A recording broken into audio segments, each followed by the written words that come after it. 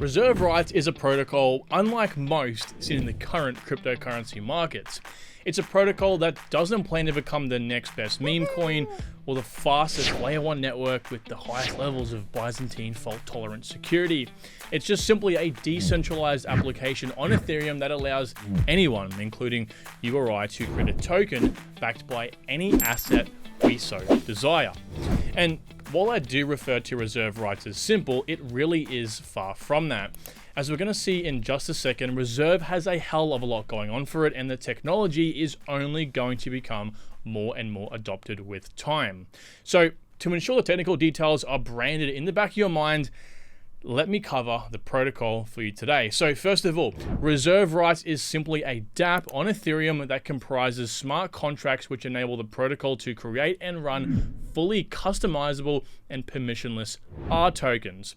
Now, these tokens aren't the native token for Reserve Rights, but they are tokens that can be built by anyone, backed entirely by a customizable collateral basket of assets. Now, this framework allows any entity to create their own stablecoin or asset which are backed by any group of assets the creators of these R tokens desire, of course, as long as they're tokenized on the blockchain. And right now, it's a little limited for any asset outside of cryptocurrency because we really only have a gold and fiats that are currently stable and reliable enough to actually use in tokenized forms. Although, as innovation is rapidly advancing, so too will the types of assets that will and can be tokenized, like silver, other types of fiat, even stocks, bonds, and real estate, which can then be used as collateral assets with the help of other Web3 projects like Stellar, XDC, and Centrifuge. What we'll then begin to see is something that was actually pointed out by a good friend of mine, Greg Lunt, where we can see an R token actually representing what's called the Dragon portfolio, which is a portfolio made up of assets from equity markets, bonds, gold, and so on, that obviously outperform any other asset class by an order of magnitude. So I guess, guys, in 10 to 20 years from now, there might be hundreds or even thousands of R tokens floating around, with obviously some being more adopted than others, specifically by a region, or there just simply might be none. But what is very refreshing is that the CEO and co-founder, Nevin Freeman, actually accepts both of those as a genuine possibility. Now, to give you a quick example without getting into the thick of it, I might decide to create an R token that I intend to be a US dollar stablecoin backed by tokenized assets, which are of course pegged to the US dollar, such as USDC and BUSD. USDC and BUSD act as the assets that collateralize my R token, and as the issuer of this so-called stablecoin, I could decide on what percentage of the assets someone will need to obtain to mint one of my R tokens. Now, it might be 50% USDC and 50% BUSD, or 75% USDC and 25% BUSD. It really just does depend on the R token creator. Either way though, deciding on the percentages will also depend on how anchored my R token is to a specific price, which is extremely handy when you start playing around with volatile assets. But in my kind of not so hypothetical example, my R token, which I'm now going to call RSV, is to be backed in equal ratio between the two stablecoins, protecting the price against market volatility, and is what anchors one RSV to one US dollar. Now, in the kind of instance that one asset does a depeg, and let's just say it's USDC, which is actually a very strange coincidence because I wrote this script before the actual real depegging of USDC, so there you go. But let's move back into the example. So the Reserve protocol has ensured that RSV will be recapitalized, or in other words, just rebalanced by firstly selling the remaining USDC via auctions on an open market like the Genosis dApp, which could typically mean selling it for cheap and buying the emergency collateral assets so that it can balance out the depegging.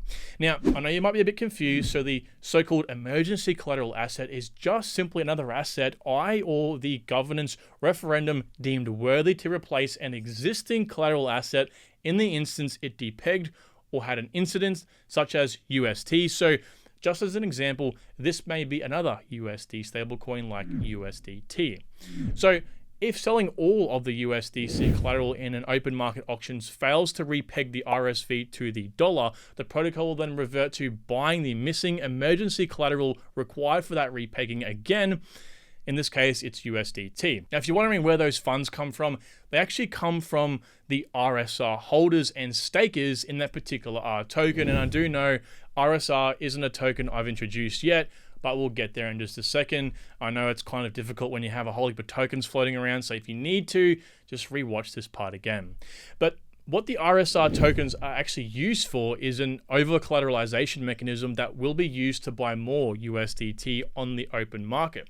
The end goal resulting in a repegged one-to-one backed RSV token, which will then, obviously in this situation, be supported by a collateral basket of BUSD and then now USDT.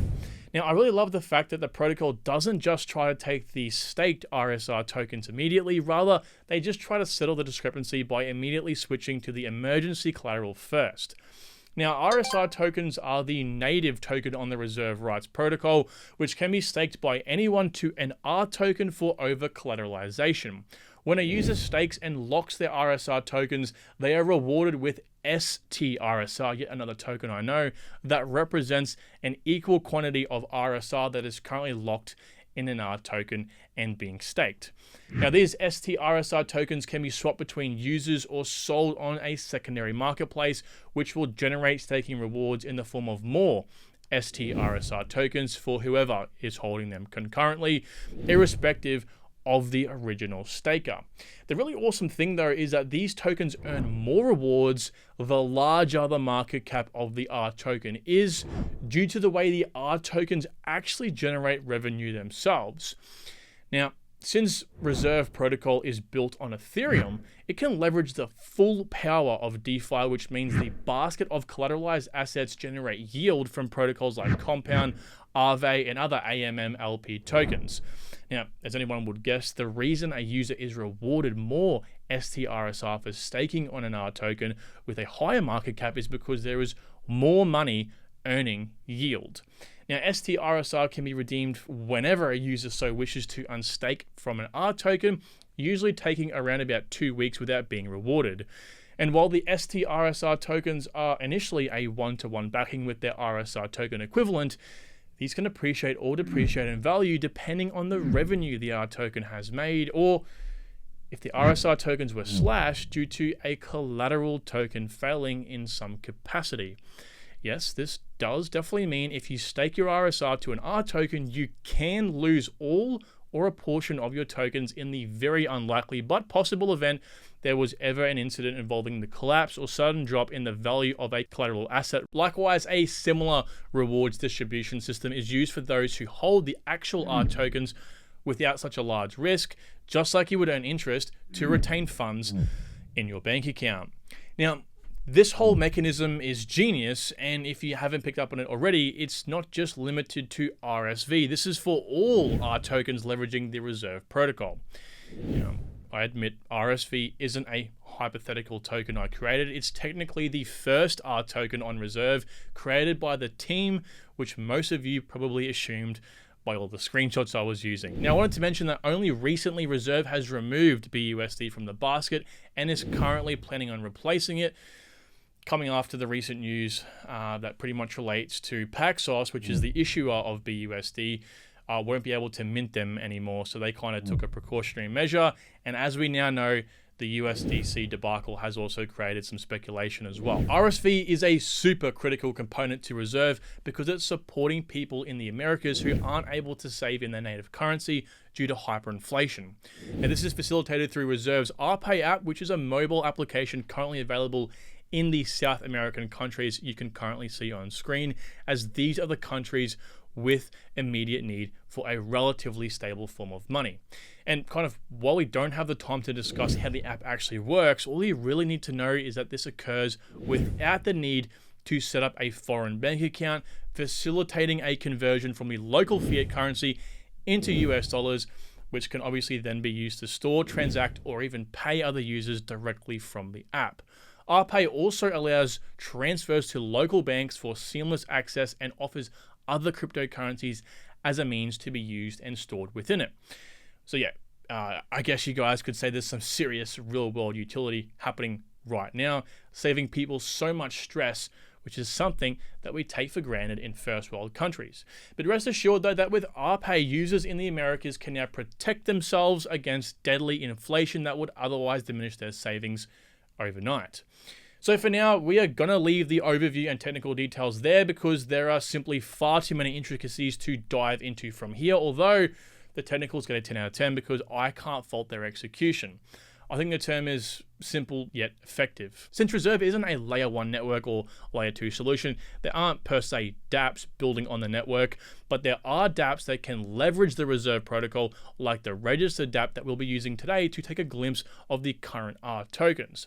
Now, in my opinion, we can kind of look at each R token as Reserve's unique type of, ecosystem and application, so that we can kind of use it for this video to analyze and then spit out an answer. Now, as you're able to tell from the registered dApp itself, there are actually two types of R tokens that are presented on this page. Listed R tokens, which are those that have been filtered as not obvious scams by the registered team, and unlisted R tokens, which are tokens that haven't passed or applied to be put through the so-called scam test. Now, the reason this list isn't gigantic is because Reserve has only recently allowed permissionless access to create the R tokens, as seen in this tweet from February the 24th, after rigorous internal testing and third-party audits. Now, with this monumental news comes the release of the first public R token, EUSD, the electronic dollar. Now, EUSD is an R token created by MobileCoin, who are a cryptocurrency project as well, looking to make global payments inexpensive, secure, and of course, fast. Now, MobileCoin will offer EUSD to all their ecosystem partners, which encompasses tens of millions of devices globally. One of such partners is the secure messaging application Signal that has around 40 million active users per month. In only a few days of operation, EUSD has amassed a whopping $779,000 market cap, $2.4 million in volume, and as we can tell from the breakdown, has $670,000 staked in it already. Now, EUSD is a little different to RSV in that it's actually backed by 4 stablecoins dispersed into equal quarters of 25% each, leveraging the compounded RV dApps to generate yield only at this stage for the RSR stakers. Now, likewise, Reserve's own RSV token is doing quite well with a market cap of $27 million at the time of recording and script writing, at least, with a 24-hour trading volume of $7 million and has over 19,000 transactions, cumulatively actually trading over $5.6 billion with around a 12 million transactions. Now, honestly, it's really great to see that RSV has been sufficiently used and is now more or less just verified as a successful proof of concept, hopefully showing the world the power of R tokens. And we can kind of verify this through some of the amazing partners brought to us by Gabriel from Crypto Ethics. Now, Gabriel specializes in mind maps that traverse the team, partners, and advisors, as well as investors, which are pivotal to understanding the protocol's potential now and definitely in the future. You can kind of look forward to meeting Gabriel in all future videos where he will pretty much help display his mind maps in minor detail, which can then be purchased for a lifetime subscription in my link tree, which is not currently available. But Reserve's investors are some of the very best in the crypto space, including Coinbase, Digital Currency Group, NGC, Arrington XRP, Fembushi, Digital Global, and Block Tower, with some huge individuals like Sam Altman, who is the co-founder of OpenAI. Yep, that's ChatGPT. Also, Peter Thiel, the co-founder of PayPal, Chris Blair, who founded the Morgan Stanley Technology Fund, and a hell of a lot more. Due to some of these high-profile entities, Reserve has been able to position itself so that potential partnerships and or doors can be opened with some of the largest names in the space, like Anchorage Digital, Stripe, the Chamber of Digital Commerce, PayPal, GSR, Grayscale, and more.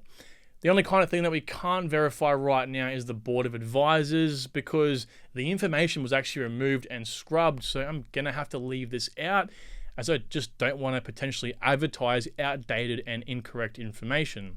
Now, there is also an ongoing paper by the IMF, which, that's right, is the International Monetary Fund, stipulating that RSV has been a successful fiat alternative for people in Venezuela, also naming countries like Argentina and Colombia. Now here's one extract of such article. Reserve has proved successful in preserving savings and protecting their livelihoods, granting the benefits of crypto assets, but without their extreme volatility. All in all, guys, Reserve has proven it has a real use case and some serious partners. The ecosystem may be small, yes, however, it's just been released for permissionless access, so they got a pass there. Overall, guys, a 9 out of 10. Tokenomically speaking now, Reserve is nice and simple, which will provide anyone new to this area a nice introductory foundation. As we now know, the RSR token is a native token on the network being used as an insurance feature for those using R tokens to provide liquidity in the instance one or more of the collateralized assets have defaulted. Now, this is how and why the token will definitely accrue most of its demand, of course, other than, governance reasons or for just simply those wanting to purchase the token for simple transfers or to hodl. Now, the protocol has a fixed supply of 100 billion tokens with only 45.6 billion of such in circulation.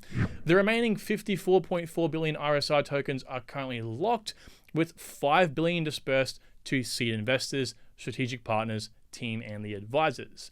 Now, these entities had the option to choose between 2 lockup options, but nevertheless, they all have access to their tokens right now. The remaining 49.4 billion tokens are held within a special wallet called the Slow Wallet, which is directly controlled by the Reserve team.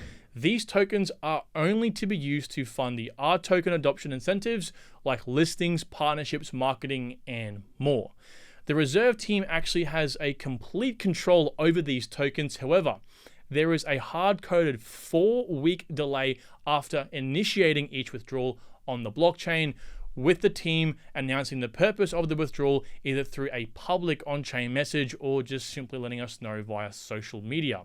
If RSR holders do not agree with the purpose of the withdrawal, they are able to obviously sell their RSR in a 4-week period before the project is able to sell kind of what they have withdrawn, with the tokens only being unlocked after those 4 weeks. Now, the total token holders are currently around 13,500 according to Etherscan, with quite an even dispersal between all token holders, which is great to see.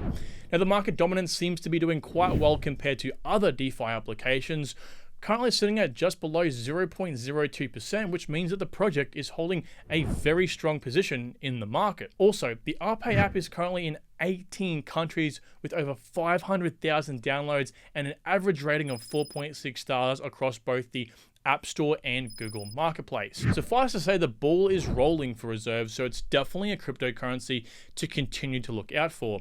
And kind of while I do have full faith in the team to deliver on promises and to take things slowly, I must mention that if you were to invest in Reserve, I would pay close attention to when the tokens are released from the team's account and consider whether the reason is appropriate relative to the quantity of tokens they're unlocking. Now, with that said, I'm happy to give the team a 7 for their fundamentals, as objectively speaking, the large sum of money in the team's wallet needs to be accounted for in my rating here. I know it's under a 1-month kind of vest in that case, but I do think for those who aren't really socially active or crypto active, that it could be a daunting roadblock. With that said, I highly believe Reserve's future will be prosperous due to their simplistic approach to stable money and how they've pretty much gone about it. Something possibly overlooked by many is the fact that they chose to be a DApp on Ethereum so that they could leverage yields for staking rewards. There have also been countless reasons for I do think Reserve is a perfect DCA project, at least for me. Now that the RSR token will begin to see demand, I think holders will be quite surprised as more decentralized and even centralized projects like MobileCoin, for example, will begin to use and create their own R tokens. You might even see a no BS crypto variation in the future. And with that being said, guys, thank you so much for watching. If you would like to see my price prediction, check out this video at the top, I always get that wrong, the top right-hand corner of your screen. But either way, guys, thanks so much again for watching. I look forward to speaking with you all in the near future. Until then, take care.